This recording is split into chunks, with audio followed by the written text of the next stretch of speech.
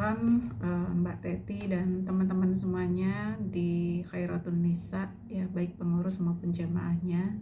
Bismillahirrahmanirrahim. Assalamualaikum warahmatullahi wabarakatuh. Waalaikumsalam warahmatullahi wabarakatuh. Alhamdulillahirabbil alamin wa bihi nasta'in ala umurid dunya Recording in waddin. progress. Wassalatu wassalamu ala asyrafil anbiya wal mursalin wa ala alihi wa ashabihi wa man tabi'ahu ila yaumiddin. Rabbi syrah li sadri wa yassir li amri wahlul 'uqdatam min lisani yafqahu qawli. Rabbana zidna ilman nafi'a warzuqna amalan shalihah. Allahumma inna nas'aluka fahman nabiyyin wa hifdzal mursalin wa ilhamal malaikatil muqarrabin. Allahumma agnina bil ilmi wa zayyinna bil hilmi wa akrimna bit taqwa wa jammilna bil afiyah birahmatika ya arhamar rahimin. Amin ya rabbal alamin. Amma ba'd. Teman-teman semuanya yang saya cintai karena Allah Subhanahu wa taala, alhamdulillah ya. Hari ini insya Allah kita akan mentadaburi bersama ayat 21 dan 22 ya, di surat Ali Imran ya. Masya Allah, ini ayatnya termasuk ayat yang secara isi gitu ya, secara makna banyak terulang di dalam Al-Quran.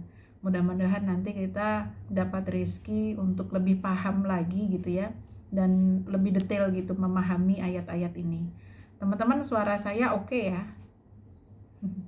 Oke, baik. Alhamdulillah.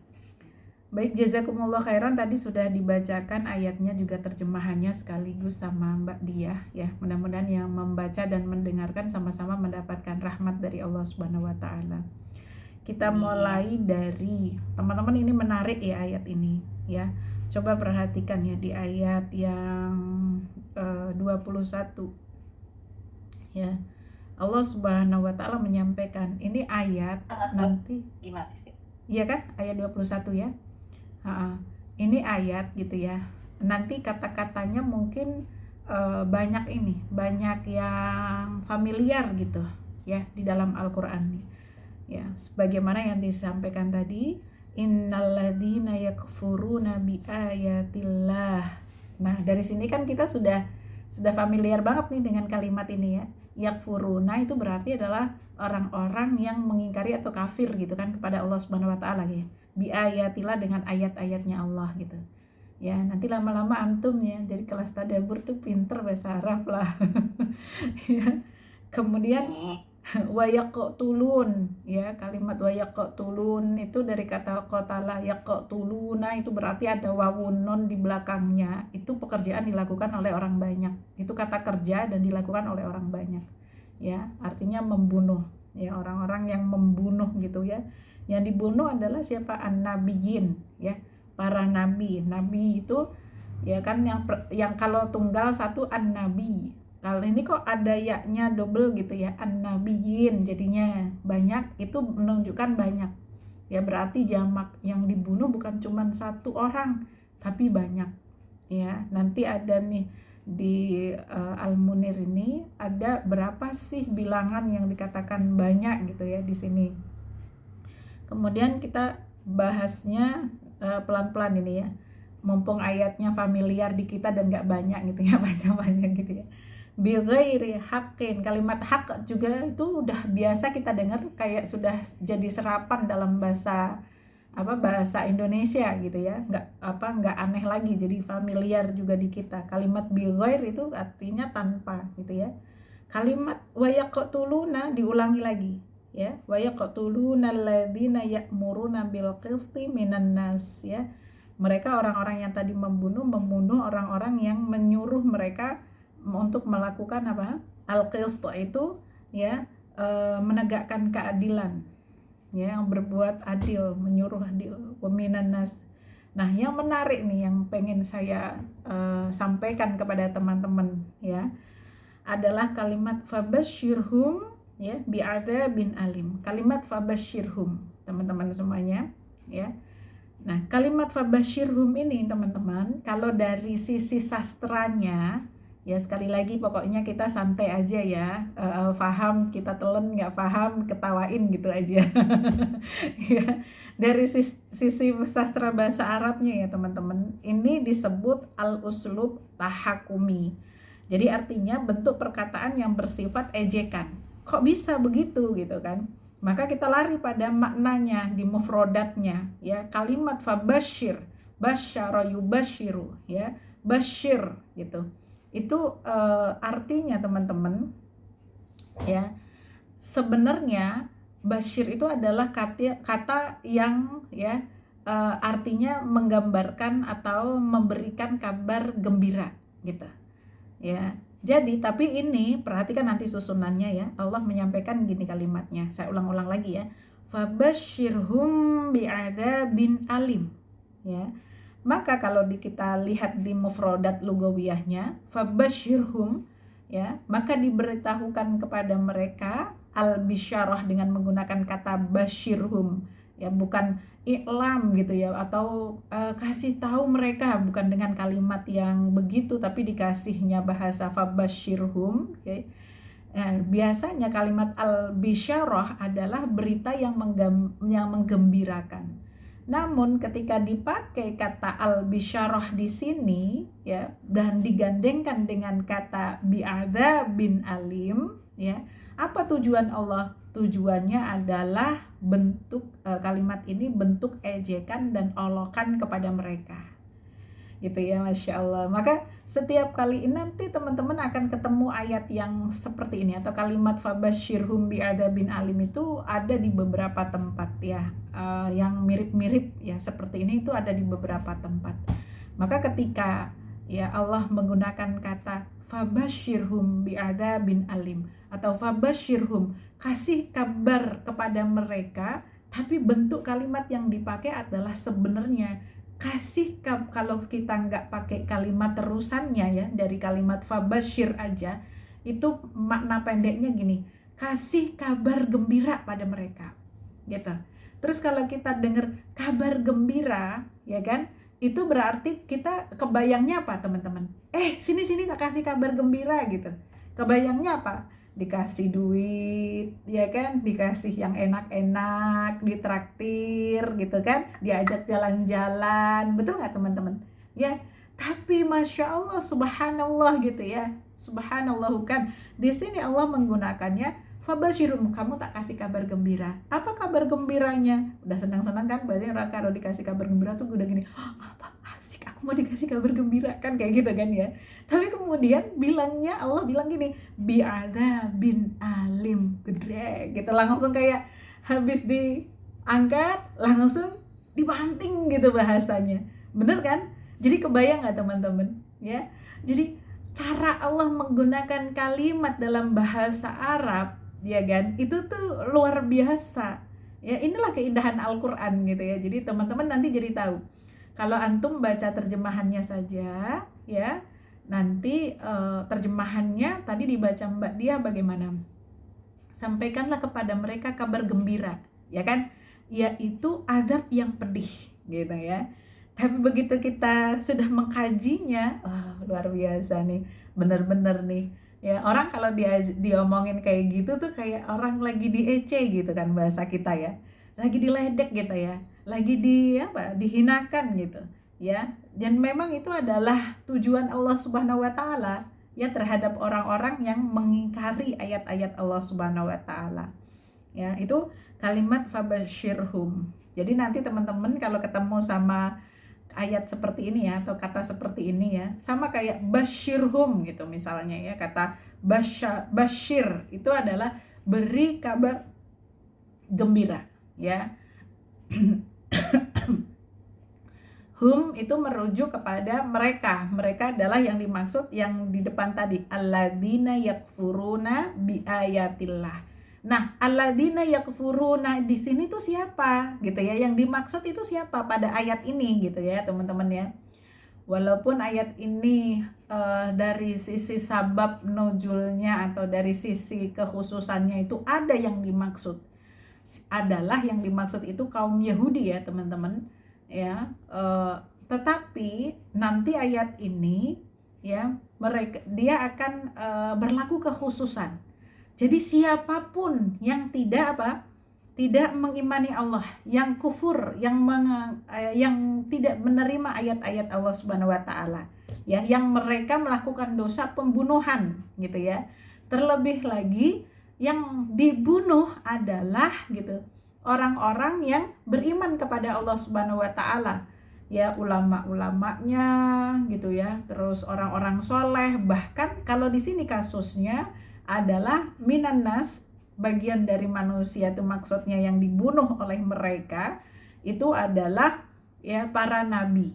Jadi berapa banyak itu disebutkan di dalam Al-Munir di sini ya, mereka membunuh 43 nabi, lalu orang-orang saleh dan orang ahli ibadah dari mereka yang berjumlah 170 ya.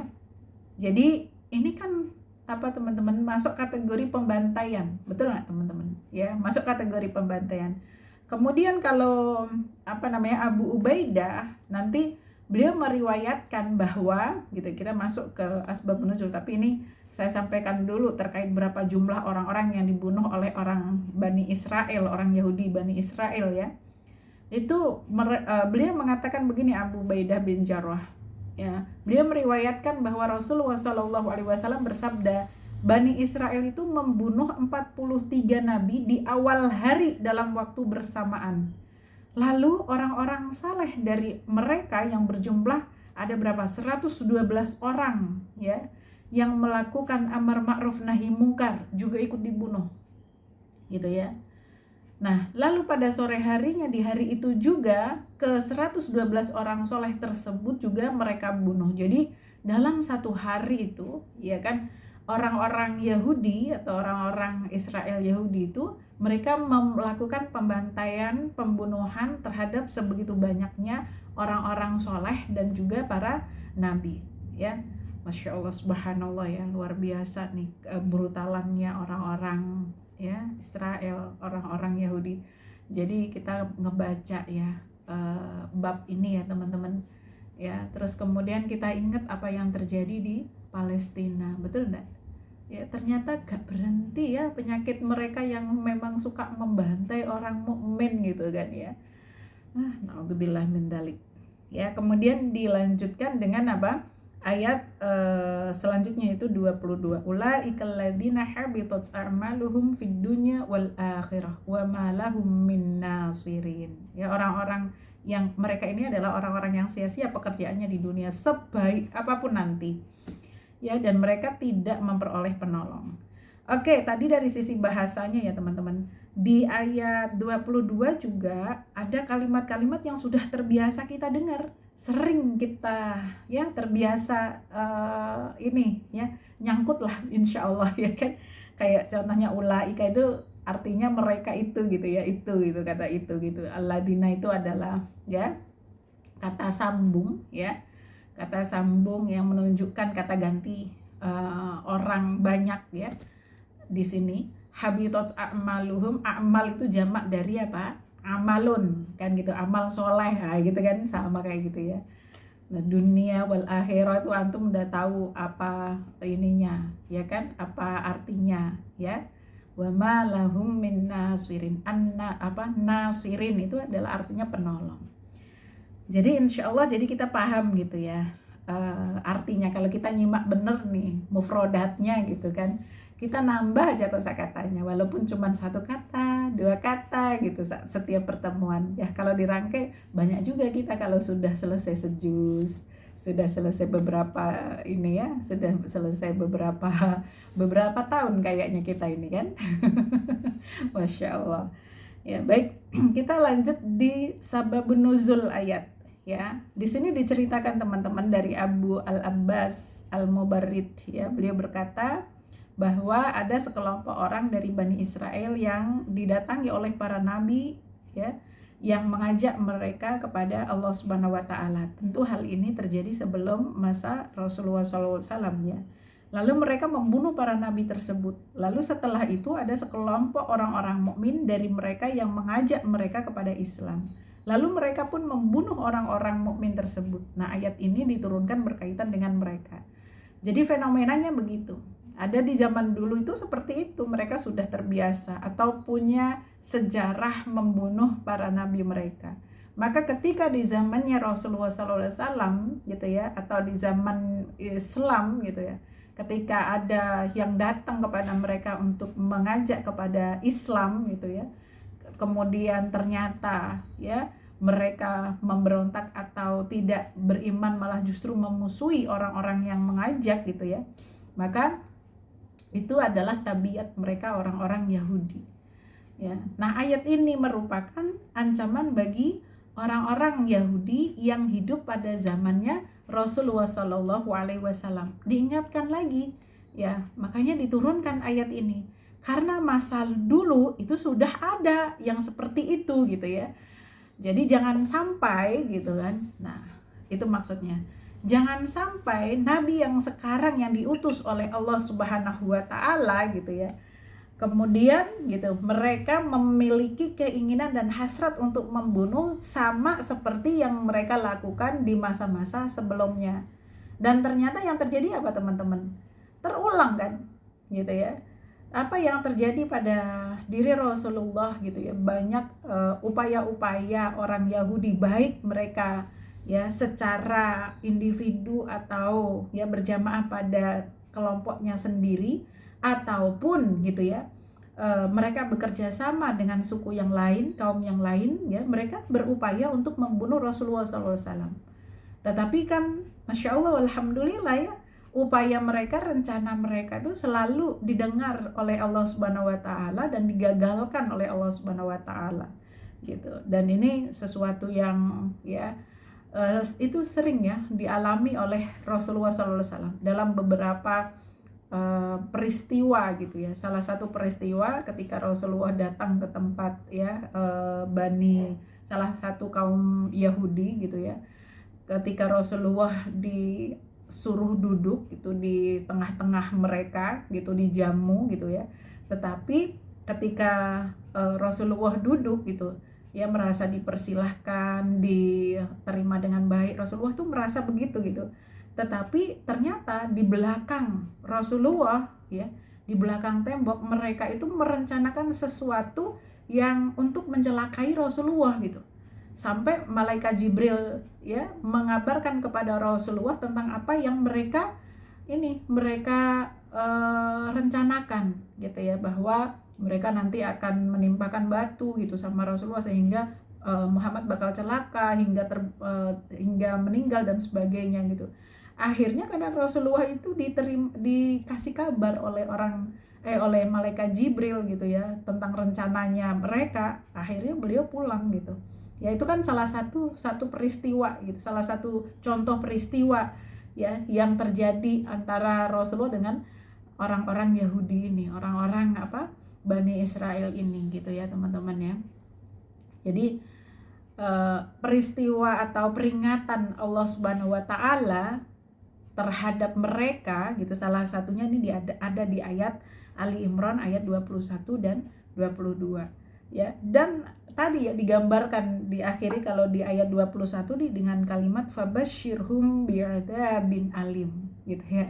Kalimatnya itu pasti orang yang dengar paham ya, paham dengan istilah ini gitu. Itu orang merasa sakit hati bener, betul gak teman-teman? Kan ya, kalau ada orang kafir diomongin kayak gitu ya, kamu akan tak kasih kabar gembira gitu kan. Terus ternyata kabar gembiranya apa? Dengan azab neraka gitu kan. Itu kan sakit hati diomongin kayak gitu kan. Ya kalau nggak sakit hati orang kafir karena nggak tahu, nggak ngerti artinya gitu ya. Makanya kalau kita yang ngerti artinya gitu ya, senyum-senyum nih. Ini kabar adabnya buat siapa?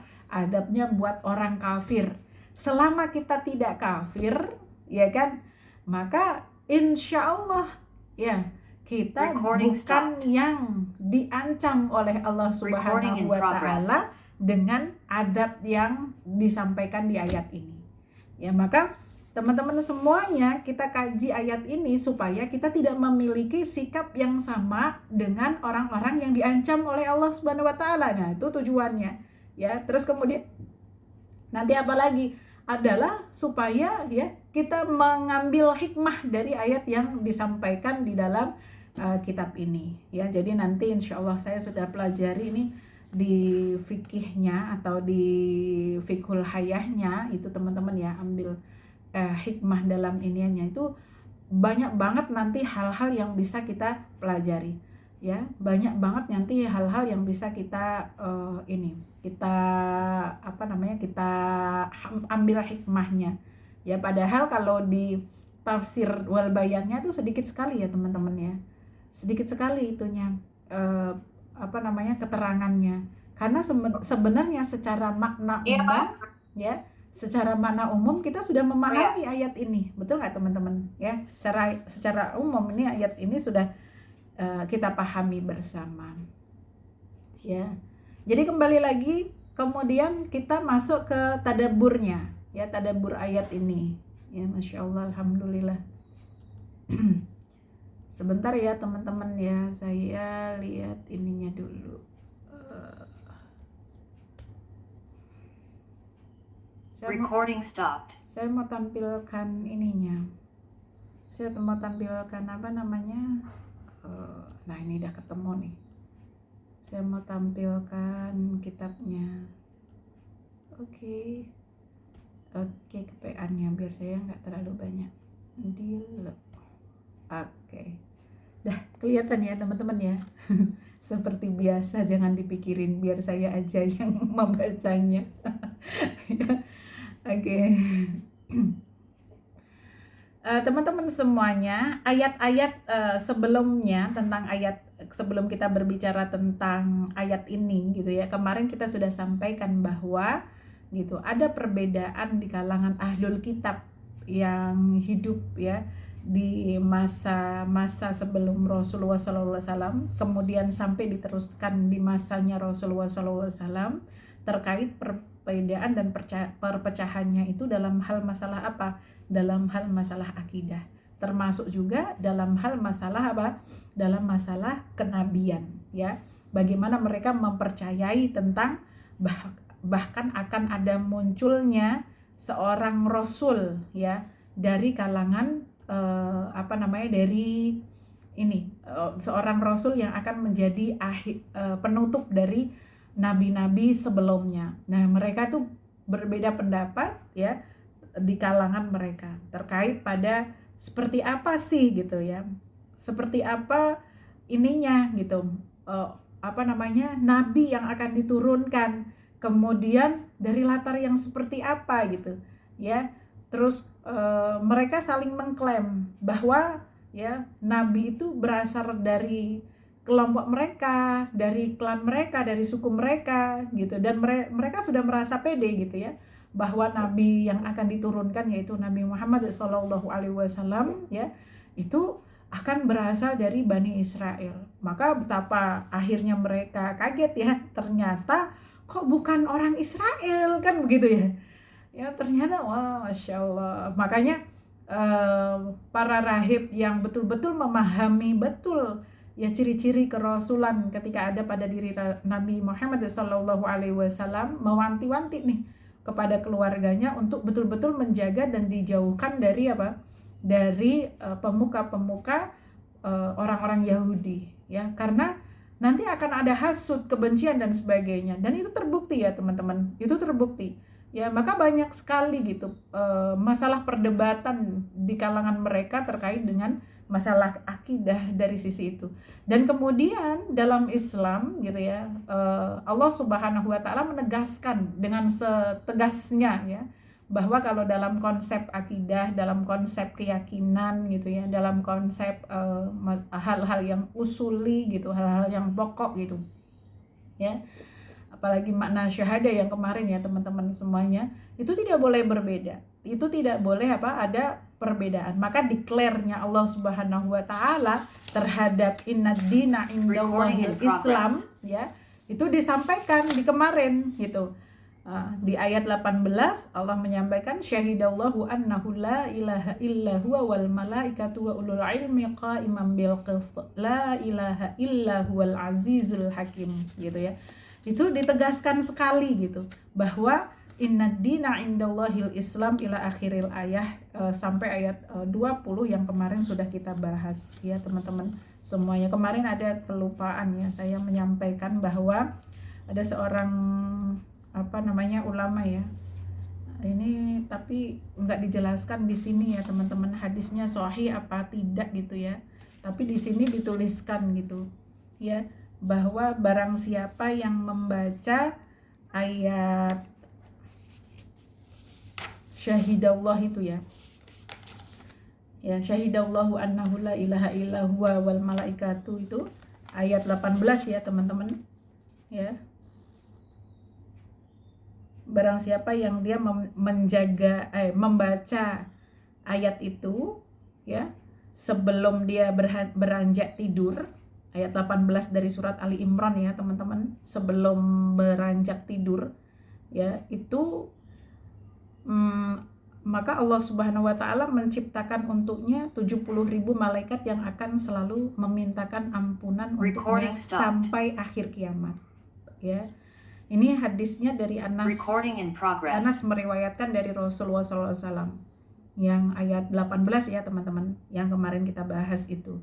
Tapi memang di sini tidak ada keterangan takhrij hadisnya ya. Jadi wallahu a'lam bishawab, apakah hadisnya itu sahih atau tidak saya belum sempat untuk mentakhrijnya gitu ya. Nanti mudah-mudahan saya punya kesempatan ya untuk mentakhrij atau cari tahu gitu ya tentang status hadisnya gitu ya. Jadi barang siapa yang dia membaca ya, hadisnya gitu, barang siapa yang membaca ayat syahidallahu annahu la ilaha illa huwa ya sampai akhir ayat 18 di surat Ali Imran itu, maka ya ketika hendak beranjak tidur ya, satu ayat itu aja, maka Allah Subhanahu wa Ta'ala menciptakan untuknya 70.000 malaikat yang akan selalu memintakan ampunan untuknya sampai hari kiamat. Masya Allah ya. Itu ya teman-teman ya, ada tuh di Al-Munir itu ya, ada di kitab ini gitu. Tapi memang tidak ditakhrij itu hadisnya statusnya apa. Makanya tadi saya sampaikan ya, nanti mudah-mudahan kalau ada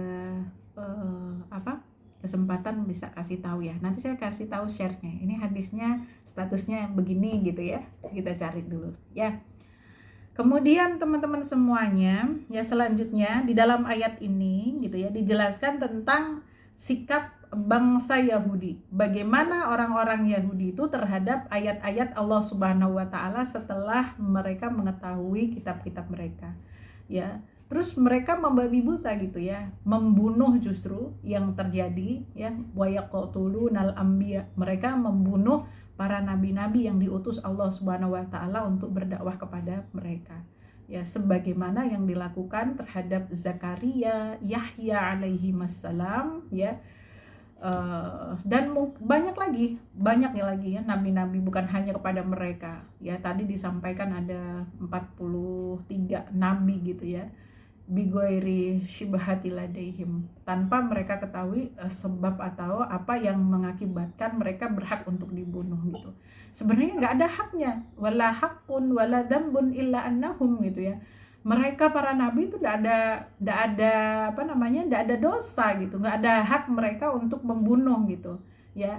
Hanya mereka mengatakan Rabbunallah wa jaharu bil haqq wa balagur risalah wa yaqtulunal hukama alladziina ya'muruna an-nasa bil 'adli wal qist wa ya'muruna bil ma'rufi wa yanhauna 'anil munkar.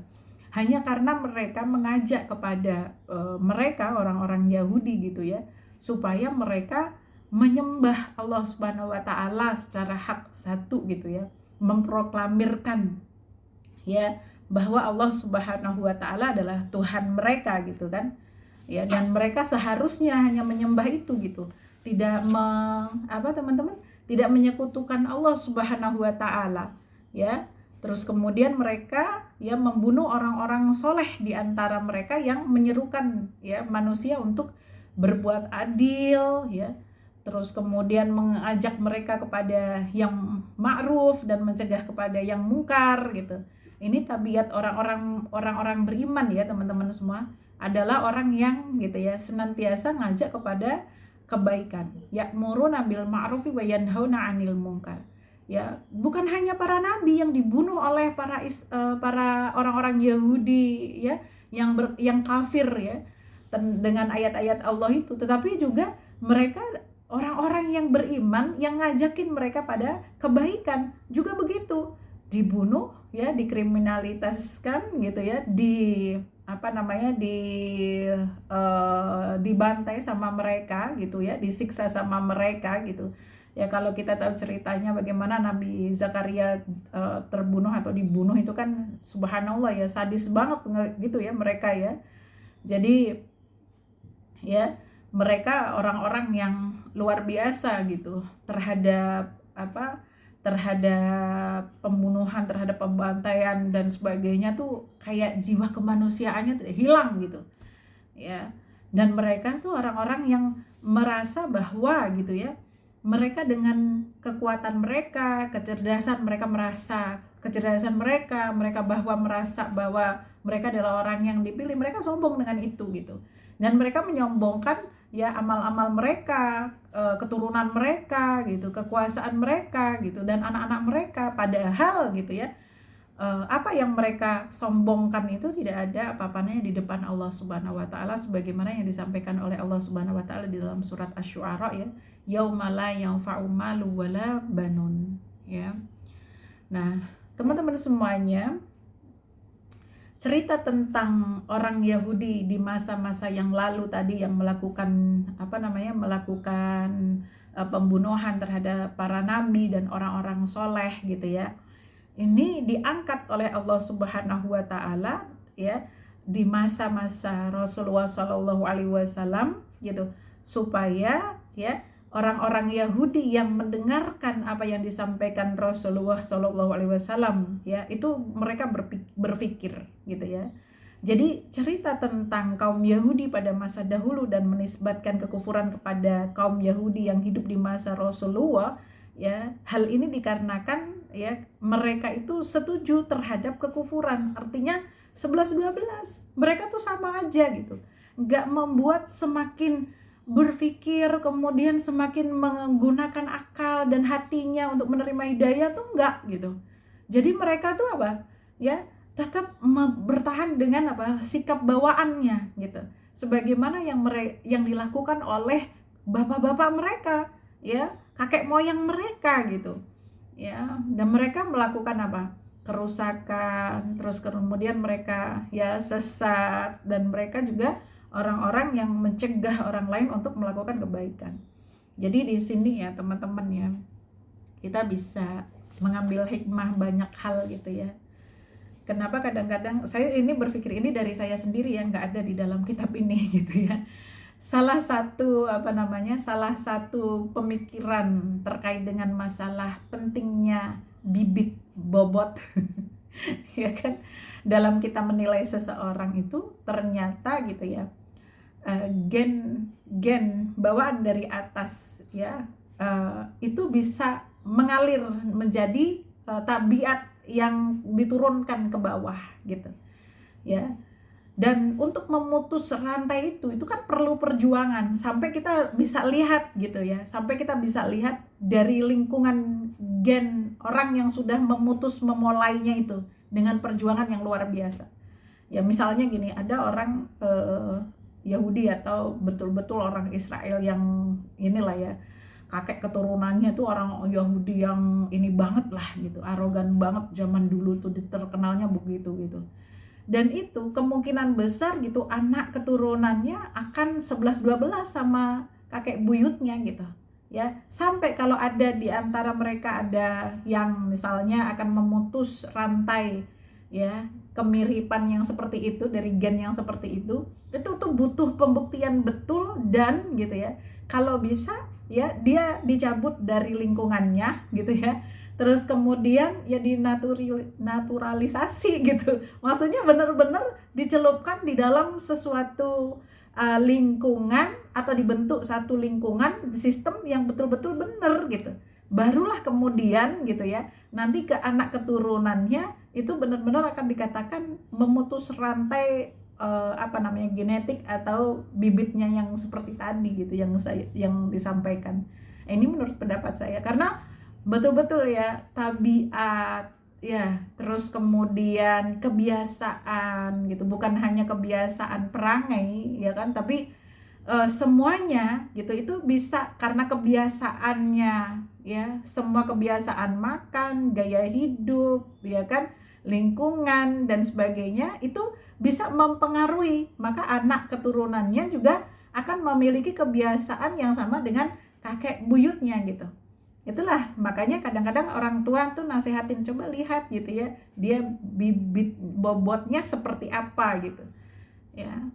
Maka jadi penting sekali gitu ya, kalau saya sering menyampaikan gitu, teman-teman, salah satu ukuran selain daripada kesolihan gitu, kalau ada yang bisa dipilih gitu ya, pilihlah yang berasal dari keluarga yang apa, harmonis gitu kan, kalau kita mau nyari mantu gitu ya kan, atau mau cari jodoh gitu kan ya, keluarganya harmonis, keluarganya baik-baik saja gitu ya, insya Allah itu memiliki potensi lebih banyak gitu ya, lebih banyak akan juga dia menciptakan keluarga yang harmonis gitu ya, kalau misalnya ada pilihannya gitu ya, seperti itu ya teman-teman ya. Nah kemudian kita lanjut ke fikul hayah awil ahkam, dan bagian terakhir tadi itu dari saya nggak baca di kitab ini karena itu termotivasi dari tadi yang disampaikan di dalam paragraf terakhir gitu kan ya, paragraf bal innahum hammu bimithli fa'ala abaihim biqatlin nabi sallallahu alaihi wasallam im'anan fil fasadi wad dalal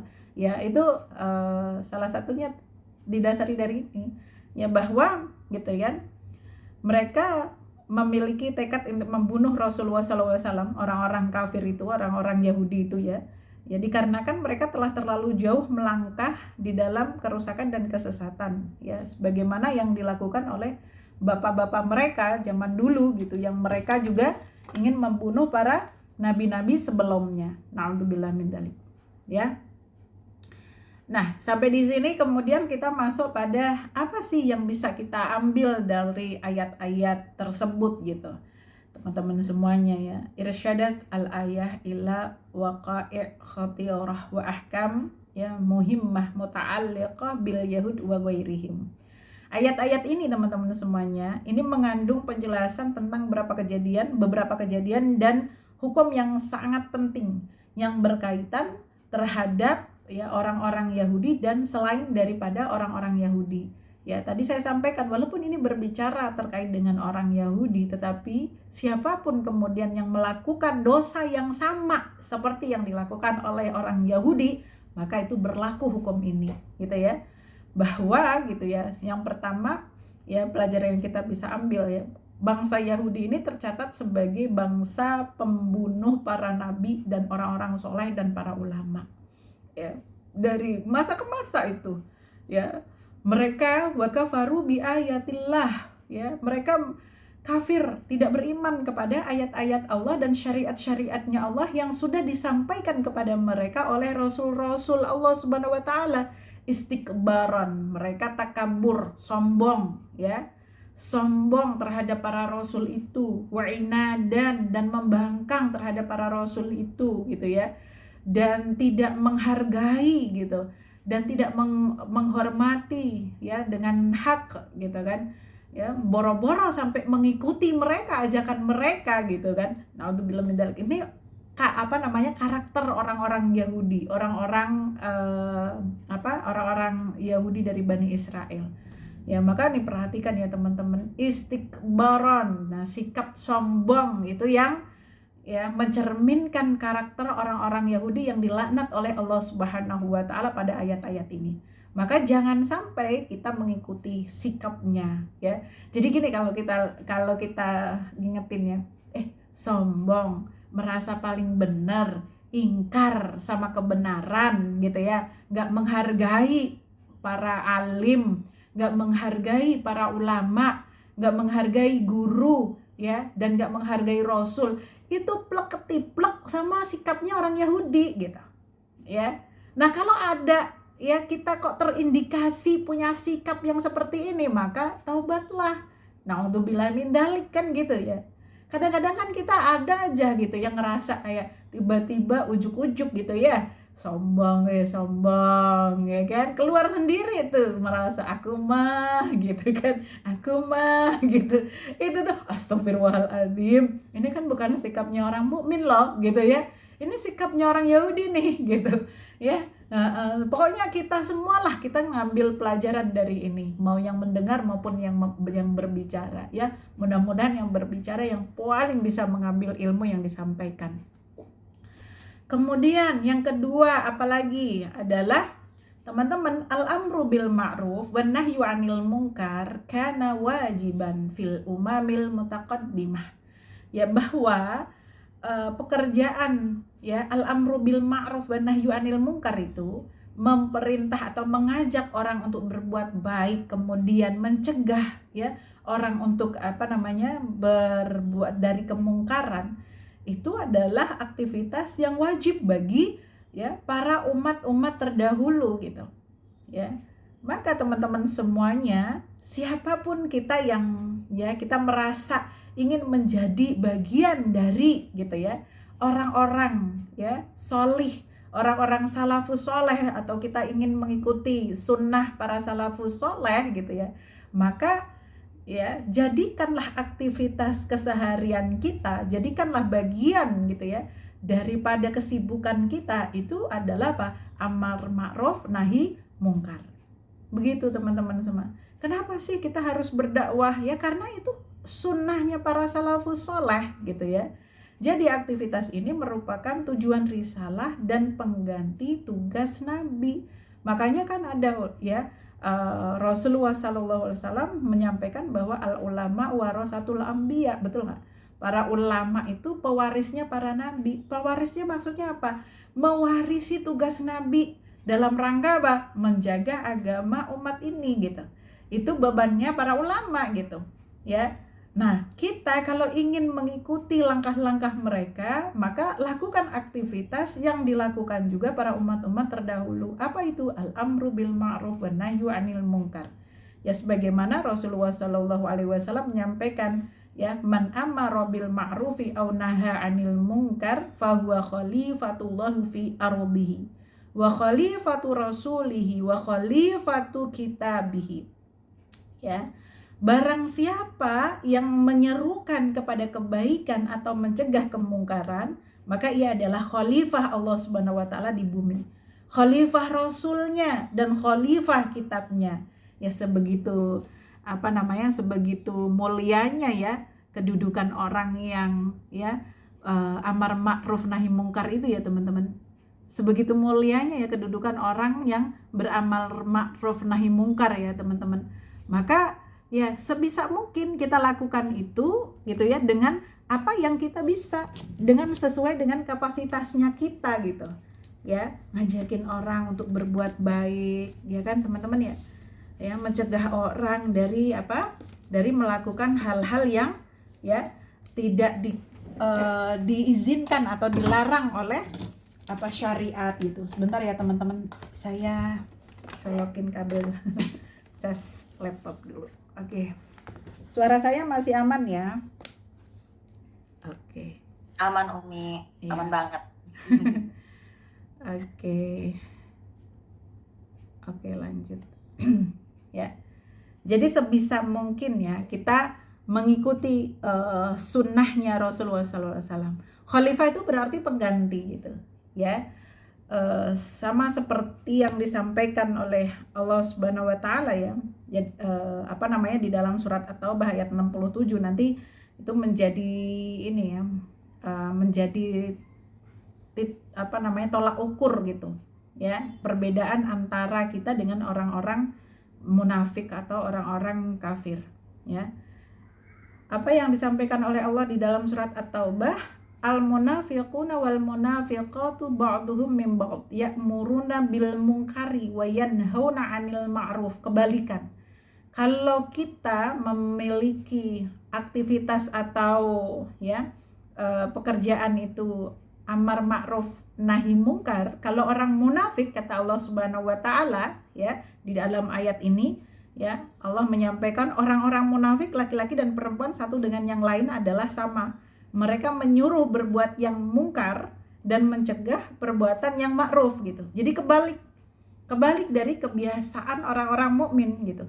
Sementara kalau orang mukmin di surat At-Taubah, masih di dalam surat At-Taubah ayat 71-nya, ya, Allah Subhanahu wa taala menyampaikan wal mu'minuna wal mu'minatu ba'duhum awliya'u ba'd ya'muruna bil ma'rufi wa yanhauna 'anil munkar, ya. Sementara orang-orang mukmin, ya, dan orang-orang mukmin baik laki-laki dan perempuan, ya, sebagian mereka menjadi penolong bagi sebagian yang lain, gitu kan. Perhatikan kita itu, Masya Allah, ya. Kalau beramar ma'ruf nahi mungkar tuh gotong royong seneng banget gitu kan, ya. Nah, ini kita dalam rangka ini gitu, ya. Jadi mereka tuh menyuruh berbuat yang ma'ruf, mencegah dari yang mungkar, ya. Kemudian nanti kan ada kelanjutannya ayat-ayat ini. Dan ciri mereka itu adalah orang-orang yang melaksanakan sholat, menunaikan zakat gitu, ya. Dan mereka taat kepada Allah dan Rasulnya, ya. Nah, orang-orang mukmin yang seperti ini, teman-teman, itulah mereka yang mendapatkan apa? Rahmat dari Allah Subhanahu wa taala, ya. Jadi, kita ini sudah ada pembeda antara orang mukmin dengan orang munafik, ya, atau orang-orang kafir, ya. Kebalikan, dan itu yang mendeklarkan gitu, ya. Itu adalah Allah Subhanahu wa taala di dalam surat At-Taubah. Sama orang-orang munafik, ya, orang-orang kafir itu mereka bergotong royong juga, saling membantu satu dengan yang lain dalam apa? Ya'muruna bil munkar wa yanhauna 'anil ma'ruf gitu kan, ya. Nah, kita sebaliknya orang mukmin, ya, itu kita saling bergotong royong dan saling justru ditambahi oleh Allah Subhanahu wa taala auliya'u ba'din, ya, ba'duhum auliya'u ba'd. Artinya bukan hanya saling membantu tapi juga ada kasih sayang di antara mereka. Ada saling kepercayaan gitu. Kalau ada kalimat aulia kan di ayatnya yang berbicara terkait dengan al-mu'minun wal mu'minat, Allah menambahkan kalimat aulia kan, teman-teman, ya. Itu indahnya gitu. Itu ciri khas orang mukmin itu kalau mereka saling berkasih sayang, saling mempercayai gitu, ya. Itu tulus gitu. Dan dibawanya benar-benar niatnya karena Allah, ibadahnya karena Allah Subhanahu wa taala. Rangka mereka beraktivitas, ya, ya'muruna bil ma'ruf wa yanhauna 'anil munkar tadi gitu kan, itu juga tulus berdasarkan kecintaan mereka kepada Allah Subhanahu wa taala. Sehingga ketika mereka saling mencintai karena Allah Subhanahu wa taala, tumbuhlah rasa kasih sayang di antara mereka. Tapi perhatikan di ayat yang, ya, orang-orang munafik gitu, nggak ada kalimat aulia, karena sesungguhnya di antara mereka itu saling bersekongkol aja, ya kan, tapi nggak ada saling kepercayaan, nggak ada saling kasih sayang di antara mereka gitu. Akhirnya di antara mereka akhirnya apa, ya, saling berantem satu dengan yang lain. Itu kan, ya, karena mereka berdasarkan apa, asas atau akidah mereka salah, bukan karena Allah Subhanahu wa taala. Kalau Allah Subhanahu wa taala ngejagain tuh, ya kan, orang-orang mukmin tuh dijaga dengan kasih sayangnya. Masya Allah, ya, teman-teman, ayat ini. Ya, nah, baru benar-benar iya, ya, ternyata ada kalimat yang nggak ada di ayat berapa nih? Ayat 67 pada kalimat yang ada di ayat 71, yaitu ba'duhum awliya'u ba'din. Kalau di sini ba'duhum min ba'd aja. Ya, bedanya itu, ya. Makanya Masya Allah, kasih sayang orang mukmin itu berbahaya bagi setan dan bagi siapa? Bagi musuh-musuh mereka. Makanya orang mukmin itu bagaimana supaya tercerai berai, ya, betul-betul gitu, diobok-obok terus gitu, dibesar-besarkan gitu, perbedaan-perbedaan yang nggak penting-penting gitu, ya, supaya mereka berantem gitu, ya. Itu memang adalah rencana mereka gitu. Makanya teman-teman, ya, kita itu jadi umat jangan gampang terprovokasi sama hal-hal yang remeh-temeh gitu, sampai akhirnya nanti kita ngebenci saudara kita gitu kan, sampai akhirnya kita, ya, perhatikan gitu di ayat 18 kemarin kita sampaikan gitu, bahwa dengan kalimat la ilaha illallah itu menjadikan orang kafir, ya kan, menjadi Islam, ya kan. Harganya itu adalah, ya, syahadah tadi gitu. Betul lah, teman-teman. Bahkan kalau kita ucapkan itu, kita baca itu gitu, ya, Allah Subhanahu wa taala menganugerahkan banyak keistimewaan. Salah satunya tadi, ya, pada hadis yang disebutkan gitu kan, ya. Dan itu luar biasa gitu. Kalimat la ilaha illallah itu bukan sesuatu yang ringan, bukan sesuatu yang enteng gitu kan teman-teman ya. Bukan sesuatu yang gitu ya, biasa itu mah. Enggak begitu ya. Maka kita juga harus tuh menghargai betul orang yang mengucapkan kalimat la ilaha illallah. Kalau ada orang kafir mengucapkan kata la ilaha illallah, itu langsung menjadi saudara kita. Darah, harga diri dan kehormatannya harus wajib kita jaga. Maka jangan sampai gitu ya, orang yang setiap hari mengucapkan kalimat la ilaha illallah kita hakimi dia sebagai seorang kafir. Dari mananya? Kan gitu ya. Jadi jangan sampai kita itu mudah gitu untuk apa?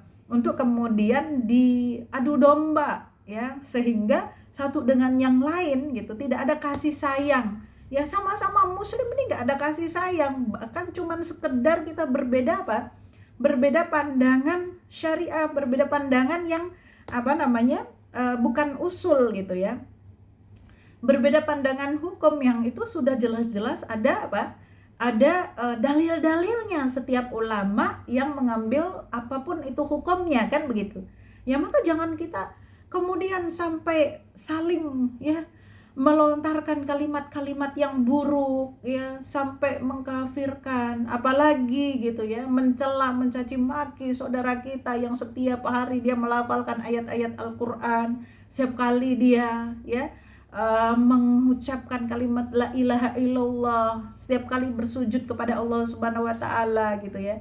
Jangan sampai, perhatikan ini ayat Allah Subhanahu wa taala, betapa ya kan Allah tuh sangat mencintai ya orang-orang yang saling berkasih sayang kepada Allah, kepada satu dengan yang lainnya. Ya, apalagi sampai kasih sayang di antara orang-orang ini menghasilkan suatu aktivitas yang diperintahkan, yaitu apa? Ya, mengajak manusia kepada apa? Ya'muruna bil ma'rufi wa yanhauna 'anil munkar gitu. Artinya apa? Kita ada pada satu komunitas, dalam satu komunitas itu kita berkasih sayang, dalam komunitas itu kita berdakwah. Ya, seperti apa yang dilakukan oleh teman-teman di Khairatun Nisa kan begitu. Ketemu karena Allah, berkasih sayang karena Allah gitu ya. Terus berdakwah bareng-bareng gitu kan. Ya, ya'muruna bil ma'ruf wa yanhauna 'anil munkar bareng-bareng gitu. Bersama-sama dalam bingkai apa? Tadi gitu, ba'duhum awliya'u ba'd gitu. Ya, satu dengan yang lain saling berkasih sayang, saling percaya, saling mencintai kan begitu. Ya, maka ini sesuatu yang mewah teman-teman.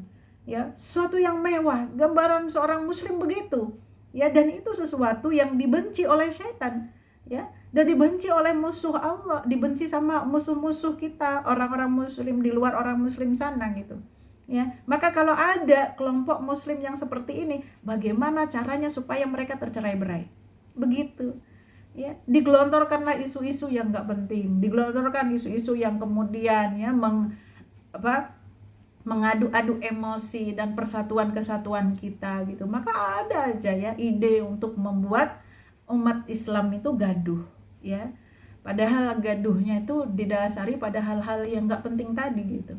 Yang paling penting itu adalah nilai akidah itu yang nggak bisa di ya kan, nggak bisa di apa namanya, nggak bisa di perdebatkan lagi gitu ya teman-teman semuanya. Jadi harus dipahami ini. Kemudian wahunaka ahkamun ukhra, dan di sana ada ya ditegaskan dengan apa namanya, hukum yang lain terkait dengan apa ya, terkait dengan apa namanya, bimabda'il amr bil ma'ruf wa nahyu 'anil munkar, muta'alliqah yang ada hubungannya ya dengan aktivitas apa ini, al-amru bil ma'ruf wa nahyu 'anil munkar. Karena ini nanti akan menjadi ciri khas seorang muslim ya. Itu perlu diperhatikan. Yang pertama ya teman-teman ya, beberapa hukum yang berkaitan dengan aktivitas amar ma'ruf nahi munkar itu ya. Yang pertama, menurut ahlus sunnah ya, itu para ahlus sunnah wal jamaah ya kan, mereka mengatakan bahwa indah ahlus sunnah gitu, ini di sini ya, orang yang melakukan aktivitas ya kan amar ma'ruf nahi munkar tadi gitu ya, ini tidak disyaratkan dia harus adil gitu, an yakuna adlan ya. Nggak disyaratkan harus memiliki ya kan sifat-sifat adil yang kriterianya begini begini begini, itu enggak. Ya, jadi siapa saja dia punya kewajiban untuk amar ma'ruf nahi mungkar. Ya, siapa saja. Ya, kalau selagi dia bisa, selagi dia mampu, selagi dia sanggup ya. Nah, berarti ini bersifatnya apa? Amun fi jami'in nas gitu. Ya, ini umum bagi semua seluruh manusia. Gitu ya, teman-teman. Kemudian yang kedua, ya ajma'al kaum, bahwa kaum muslimin itu bersepakat fi madzakara Ibnu Abdul Bar gitu ya. Sebagaimana penjelasan Ibnu Abdul Bar gitu, bahwa mencegah kemungkaran itu hukumnya wajib bagi setiap orang yang mampu melakukannya. Gitu ya, teman-teman. Ya. Selama melakukan pemberantasan terhadap kemungkaran tidak menyebabkan seseorang berada dalam ancaman bahaya kecuali hanya mendapatkan celaan dan cemoohan saja, maka hukumnya apa? Wajib bagi dia untuk melakukan amar ma'ruf nahi mungkar. Kalau sampai sudah ada, kamu kalau nggak berhenti aku bunuh, ya kan, baru kalau udah ada ancaman kayak gitu nggak apa-apa kalau dia memutuskan untuk, ya karena dia nggak bisa melawan gitu, nggak bisa apa-apa lagi. Kalau ancamannya sudah begitu ya sudah, kalau dia memutuskan untuk berhenti nggak masalah. Tapi kalau hanya sekedar diejek, diledek gitu ya, terus kemudian dicemooh saja gitu ya, maka lanjutkan, nggak boleh berhenti gitu. Masya Allah ya. Ini kan bagian dari dakwah itu amar ma'ruf nahi mungkar ya, teman-teman ya. Tapi ya kan ini cakupannya lebih luas, bukan hanya dakwah untuk mengajak kepada ilmunya Allah, tapi ini lebih luas karena ini boleh dilakukan siapa saja ya, amun fi jami'in nas gitu ya, umum, untuk keumuman siapa saja ya. Sebagaimana Rasulullah Shallallahu Alaihi Wasallam beliau mengatakan, man ro'a minkum munkaran falyughayyirhu biyadihi fa illam yastati fabilisanihi fa illam yastati fabiqalbihi wa dzalika adhaful iman. Ya, ini hadisnya juga sudah sangat familiar ya untuk kita semuanya. Artinya barang siapa yang melihat kemungkaran maka ia harus mencegahnya. Ya, mencegahnya dengan tangannya, artinya dengan kekuasaannya gitu ya. Para ulama menyampaikan ini adalah tahapan. Kalau dengan kekuasaannya itu berarti ya dia adalah pemimpin, para pemimpin ini, ya kan? Terus kemudian fa in lam yastati fa bilisanihi, maka kalau enggak dia punya kesanggupan dengan kekuasaannya, maka dia ya wajib dengan lisannya ya. Dan ini para ulama menyampaikan yang dimaksud ini adalah para ulama gitu ya. Para ulama punya kewajiban untuk ini karena memang ulama dibekali Allah Subhanahu wa taala ya, dia mampu untuk berkata, berbicara gitu ya dengan ilmunya ya, maka dia harus melakukan itu gitu. Kemudian fa illam yastati, kalau memang tidak bisa, nggak punya kemampuan, dia bukan ulama, bukan seorang yang memiliki ilmu, nggak bisa dengan lisannya, maka fa biqalbihi, maka dengan apa yang dengan hatinya. Jadi dengan hatinya maksudnya di sini adalah berdoa ya. Dan ini kata Rasulullah Shallallahu Alaihi Wasallam adalah buah amal keimanan yang paling lemah ya, aful iman ya. Jadi teman-teman, saya membaca hadis ini itu, kemudian mendengarkan apa yang disampaikan oleh ulama terkait hadis ini itu menjadi saya ingat dengan saudara-saudara kita yang di Palestina dan apa posisi kita dengan mereka. Kita kan bukan siapa-siapa, betul nggak teman-teman? Ya, nggak bisa dengan kekuasaan kita, suara kita nggak bisa terdengar sampai di sana, betul nggak? Nggak bisa terdengar sampai kepada mereka-mereka yang memiliki kebijakan. Ya, kita yang bisa kita lakukan itu hanyalah gitu ya, itu mendoakan saja.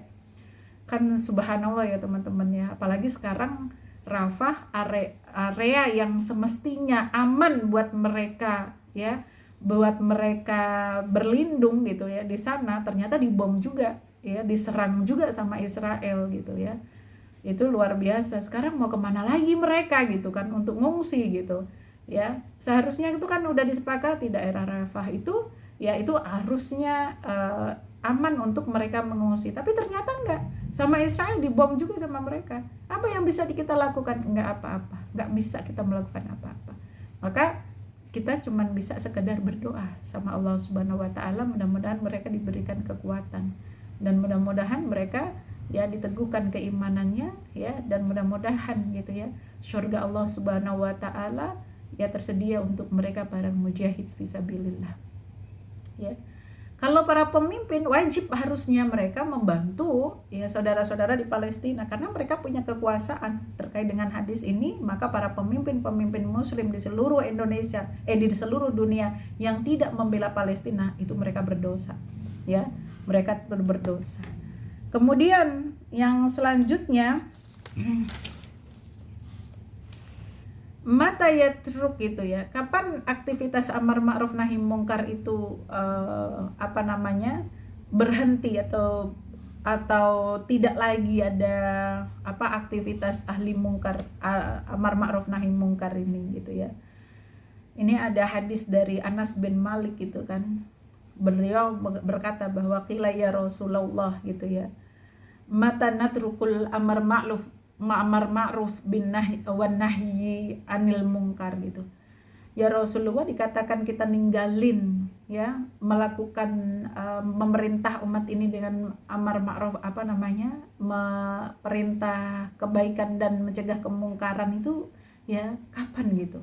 Kemudian Rasulullah menyampaikan, ini jangan-jangan di masa sekarang nih ya. Qala idza dhahara fikum ma dhahara fil umami qablakum gitu. Ya, jadi kalau sudah mulai nampak ya apa yang ada di umat kalian sebagaimana ya kan umat-umat sebelum kalian gitu ya. Kemudian qulna ya Rasulullah wa ma dhahara fil umami qablana. Ya, apa sih yang tampak gitu ya, apa yang terlihat gitu jelas atau muncul pada umat-umat sebelum kita gitu. Kemudian Rasulullah mengatakan ya, al-malikus fi sigarikum, terus wal fahisyah fi kibarikum, wal ilmu fi rudalatikum gitu ya. Kemudian Rasulullah bersabda begini, kekuasaan itu dipegang oleh orang-orang yang masih muda, belum dewasa dan belum memiliki pengalaman, atau yang dimaksud adalah orang-orang yang lemah akalnya. Aduh ada agak-agak gitu ya. Terus kemudian perzinaan tersebar sampai di kalangan orang-orang yang sudah tua ya, tuh wal fahisyah fi kibarikum. Kemudian dan ilmu gitu ya, itu ya dimiliki oleh orang-orang yang hina atau orang-orang yang fasik. Na'udzubillah. Nah, itulah ya ciri sudah meninggalkan amar ma'ruf nahi mungkar ya. Bukan masalah sigor itu, al-maliku fi sigorikum, pemimpin-pemimpin yang muda itu bukan masalah ini ya teman-teman ya, masalah apa-apa gitu, tapi bukan satu alasan kenapa Allah itu mengangkat ya pemimpin itu di usia 40 tahun gitu kan. Para rasul itu di usia 40 tahun gitu. Ya kan? Karena ada hubungannya dengan masalah kedewasaan, pengalaman dan sebagainya. Ya, ini di sini disampaikan, ya. Kemudian apa sih yang dimaksud dengan makna qaulin Nabi sallallahu alaihi wasallam ilmu fi rudalatikum gitu ya. Ilmu yang ada di tengah-tengah orang fasik itu, fi rudalatikum itu artinya adalah ketika orang-orang yang memiliki ilmu tapi mereka adalah golongan-golongan orang-orang yang fasik ya. Fusaq jamaknya tuh ya, banyak jamak dari kata orang fasik yaitu fusaq ya, nak pakai sinnya ditasydid, na'udzubillah min dzalik ya. Artinya sekarang juga bisa kita lihat gitu, orang pinter ya kan, orang pinter bisa berbicara dengan kepinterannya, kecerdasannya, tapi apa yang mereka lakukan dengan kepinterannya bukan, dengan kecerdasannya bukan membawa kemaslahatan, tapi justru kefasikan ya, kerusakan. Na'udzubillah min dzalik ya. Dan itu banyak, bukan hanya dari kalangan ulama ya, bukan hanya dari kalangan akademi atau keilmuan umum, tapi banyak juga dari kalangan para ulama. Na'udzubillah min dzalik. Nah, kemudian kita berbicara yang terakhir ya dalam pembicaraan tafsir atau tadabbur ayat-ayat ini adalah ya, qad ja'alallahu wa'idul kuffar wa minhum al-yahud salasata anwa'. Jadi Allah Subhanahu wa taala gitu ya terhadap orang-orang kafir ya, di antara mereka adalah orang-orang Yahudi ya, itu mengancam dengan 3 perkara. Ya, apa ancaman Allah Subhanahu wa taala? Yang pertama, Allah menimpakan siksa yang pedih baik di dunia maupun di akhirat ya. Kok di dunia tuh maksudnya bagaimana? Di dunia itu mereka tidak memiliki perasaan tenang, tidak memiliki sakinah gitu ya. Jadi mereka merasakan dalam pikirannya, dalam kehidupannya itu kekacauan gitu ya, dan rasa rasa tidak nyaman ya, al-qalaq ya, tidak nyaman, tidak tenang, itu perasaan kekhawatiran yang berlebihan gitu ya. Itu di dunia. Sedangkan kalau di akhirat ya, wa naru jahannam fil akhirah ya, di akhirat disiksa di neraka. Itu yang pertama. Kemudian yang kedua, terhapus dan ihbatul a'mal fid dunya wal akhirah, terhapusnya amal-amal yang mereka lakukan di dunia ya, dan tidak ada sisa sedikit pun ketika di akhirat ya. Mereka merasa dengan amal-amal yang baik itu seolah-olah mereka punya banyak pahala, padahal sejatinya mereka tidak memiliki apa-apa. Justru amal-amal mereka itu akan hilang musnah begitu saja ya. Jadi dalilnya dalam surat Al-Furqan ya teman-teman, ayat 23, wa qadimna ila ma amilu min amalin faj'alnahu haba'am mansura. Ya, dan kami akan perlihatkan segala amal yang mereka kerjakan, lalu kami akan jadikan amal itu bagaikan debu yang berterbangan, yang nggak ada ininya sama sekali ya, nggak ada harganya sama sekali. Kemudian yang ketiga, yang terakhir adalah dawamu hadal adab liqaulihi ta'ala wa ma lahum min nasirin. Selamanya adab ini bersifat abadi selamanya ya, sebagaimana yang Allah sampaikan di dalam kalimat wa ma lahum min nasirin, artinya dan mereka sekali-kali tidak akan mendapatkan pertolongan dari sesiapapun, tidak ada yang bisa menolong mereka. Jadi teman-teman, intinya adalah bahwa ya ayat ini menjelaskan beberapa hal ya. Tadi yang pertama adalah al-kufru bi ayatillah, ciri-cirinya orang Yahudi ya, sifat-sifatnya orang Yahudi itu. Satu, mereka itu kufur terhadap ayat-ayatnya Allah gitu ya. Dan sifat inilah ya, itu merupakan sebab yang paling kuat ya kenapa mereka itu bersikap acuh dan tidak merasa berdosa ya dengan perbuatan-perbuatan buruk mereka. Kemudian yang kedua ya, qatala man azharu ayatallah wastadalla biha. Mereka membunuh orang-orang yang ya mereka mengajak atau menyampaikan ayat-ayat Allah ya, dan menjadikan ayat-ayat Allah Subhanahu wa taala sebagai dasar pegangan mereka. Ya, ini kan orang-orang yang ya, orang-orang menyerukan kebaikan dibunuh sama mereka. Yang ketiga itu ya, mereka qatala atsba'ihim mimman ya'muru bil ma'ruf wa yanha 'anil munkar. Mereka membunuh para pengikut Nabi yang menyerukan kepada kebaikan dan mencegah pada kemungkaran. Jadi mereka berbuat semena-mena ya terhadap para nabi dan orang-orang yang mengikuti para nabi, yang mengajak kepada kebaikan dan menyeru kepada kebaikan, juga mencegah pada kemungkaran. Dan kita bisa mengambil ibrah ya teman-teman semuanya, dimana ketika kita menginginkan mengikuti jalan sunnah para nabi, para salafus soleh, berarti kita harus menghadirkan sikap menjadi seorang aktivis kebaikan, iya kan? Yang kita ambil hikmahnya itu gitu ya. Jadi jangan sampai kita tidak menjadi aktivis kebaikan gitu ya. Aktivis itu berarti apa? Orang yang sibuk untuk ya beraktivitas ngajakin teman-temannya untuk amar ma'ruf nahi mungkar. Jangan selalu ya menjadi yang diajak terus ya. Ayo jadilah orang yang ngajak, jadilah orang yang mengorganisir, jadilah orang yang menghidupkan gitu ya. Jadilah orang yang ya menjadikan agama ini gitu ya hidup karena aktivitas-aktivitas kita. Nah, ternyata ayat-ayat ini yang tadi berupa ancaman, kabar gembira azab bagi orang-orang Yahudi, kafir Yahudi, Sekaligus ayat ini ketika disyarah oleh ulama kita, ya, itu ada makna hikmah banyak terkait dengan aktivitas seorang mukmin. Seperti apa seharusnya dan bagaimana sikap kita terhadap agama ini, ya.